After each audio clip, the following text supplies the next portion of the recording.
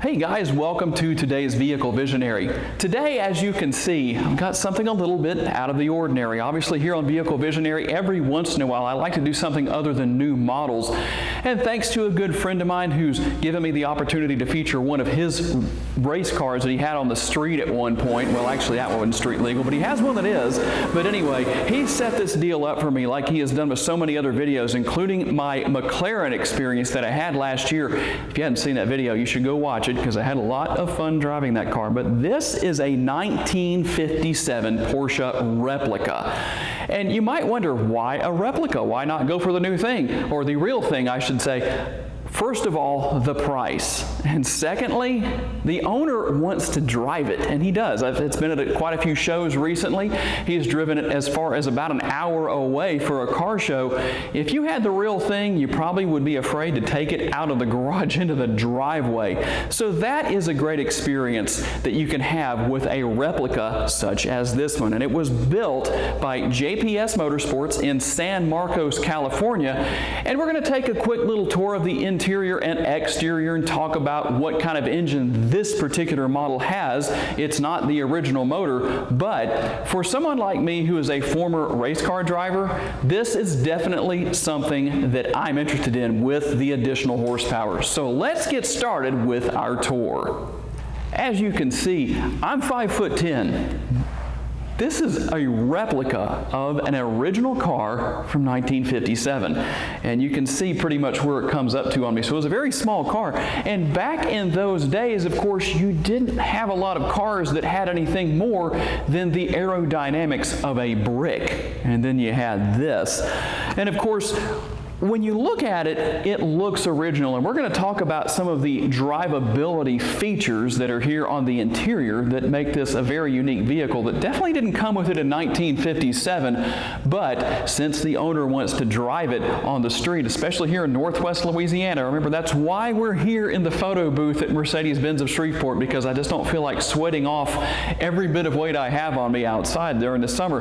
This car drives during the summer. In fact, when he drove up, I was a little surprised that the windows were up. Thought it's got vintage air, and sure enough it does. And we'll talk about more of those features.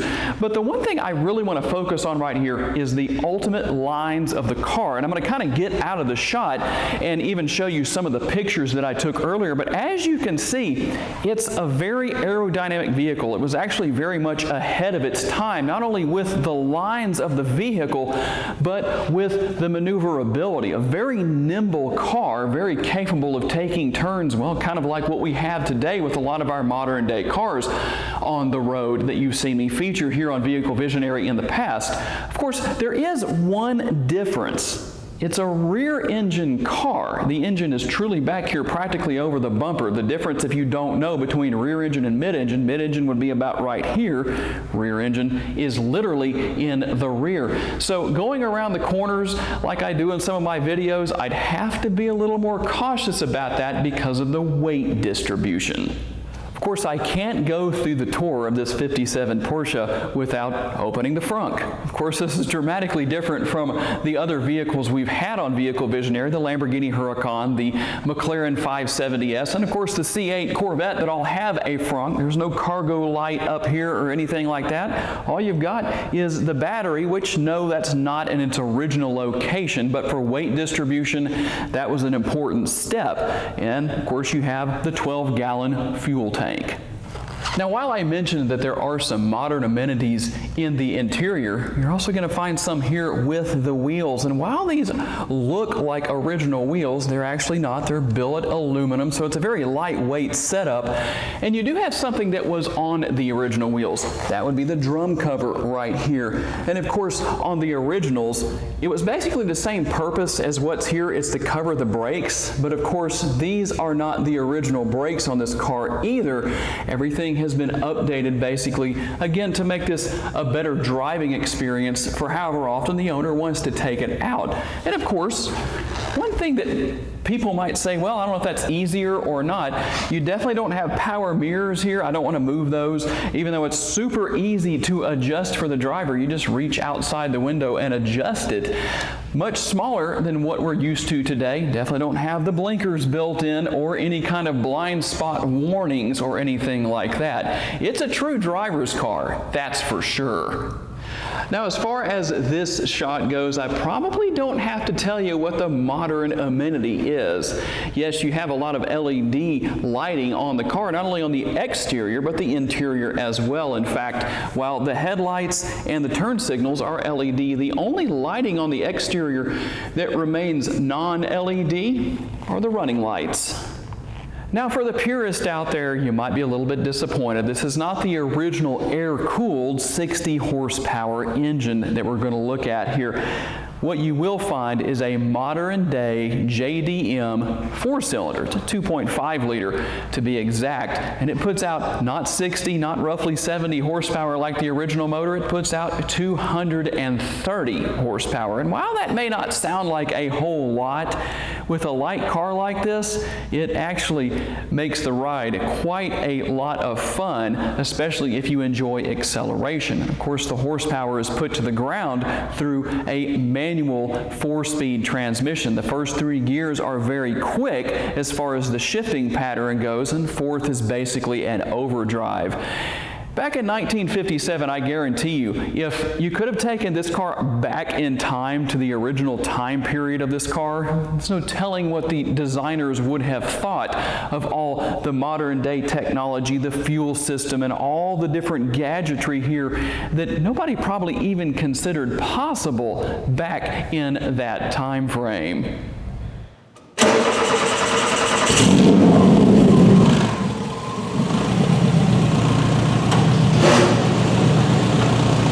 Okay guys, now that I'm sitting here in the interior, I have a question for you. I'm going to show you the dashboard. I want you to tell me if the instrument cluster is original or not as far as the way it's laid out. Tell me down in the comments. I want to see what you know. So obviously there are some things here I talked about earlier in the video, how there are amenities on the interior that make this car very drivable in Northwest Louisiana. One of the things you have is power windows. Those are what these two switches here are in the middle, right underneath the clock. Of course, that's something you can actually find a very similar clock in modern day Porsches. But obviously not in the original would you find power windows. And what's that on the outside there, those two buttons right there? That's right, heated seats. Now, it would be really cool if they were cooled as well, obviously during the summer here when it gets super hot. But a big advantage, and I think I might have said it earlier in the video, I was really surprised when the owner pulled up here at the dealership with the windows rolled up. I knew it had vintage air in it, which it does. And so obviously that makes it more fun to drive. And he also has the technology of a wireless speaker, so he can actually answer phone calls and stuff like that, and I believe hear that through the speakers. Just another nice little feature here. That's the cool thing about, you know, basically doing kind of a retro mod of sorts with any vehicle, is that you can throw those modern day conveniences into the vehicle. Something else that he just pointed out to me as we were looking through the interior that I don't know how I missed earlier, but it's not original. It's the seat belts. It's not just the original lap belt that originally came in these cars. It's a regular modern day seat belt. Obviously good safety measures there. You don't have any of the airbags or anything like that. Kind of like I mentioned earlier, you don't have all those safety features for me to list on the screen and tell you to pause the video to look at through that so you don't miss anything. Definitely not the case here. Now, one thing I definitely want to point out is the glove box here. That is an original glove box, because that's about all you can fit in there is a pair of gloves. And this is a 356 shifter here, so a very nice modern, or I should say retro look. That's original, so that looks really great right there. And you know, it's just so interesting to sit in the interior of a vehicle like this. It's almost like a race car. Of course, it does have the ignition on the left-hand side, which was race inspired. If you don't know about why that's there, here's the reason. In the 24 hours of Le Mans, it was believed that the drivers of the Porsches could get off ahead of the other drivers because of, instead of having to reach around to the right-hand side after they hopped in from the left, as they were hopping in, they could reach over and hit the ignition and start the engine to try and get just a little bit of an advantage over all the other drivers. And of course, as I'm looking through the windshield here, looking up at the very small rear view mirror, you know, if you've watched my videos on modern day vehicles such as the new Land Rover Defender, it has the clear sight rear view mirror, and that's not really necessary here, but it's definitely not here anyway, although the owner probably could have had something like that put in, but trying to keep it looking as original as possible.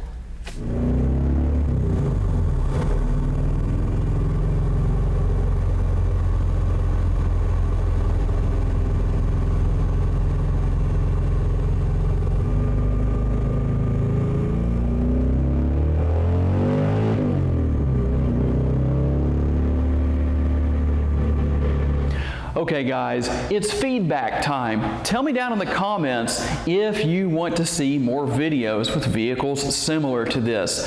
I don't know how many I can get my hands on, but there definitely are a lot of very nice classic vehicles in the Shreveport-Bossier area. So just tell me what you want to see and I'll make that happen for you. And tell me what you think about the 57 Porsche replica. I'm always interested to hear your feedback. I know I've sure enjoyed this. I'd like to thank my friend Ronnie for setting this up for me and the owner for being cool enough to say, yeah, we'll do that.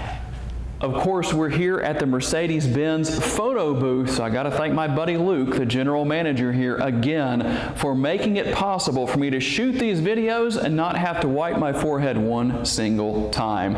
Thanks for taking the time to watch, guys. I look forward to seeing you in my next video.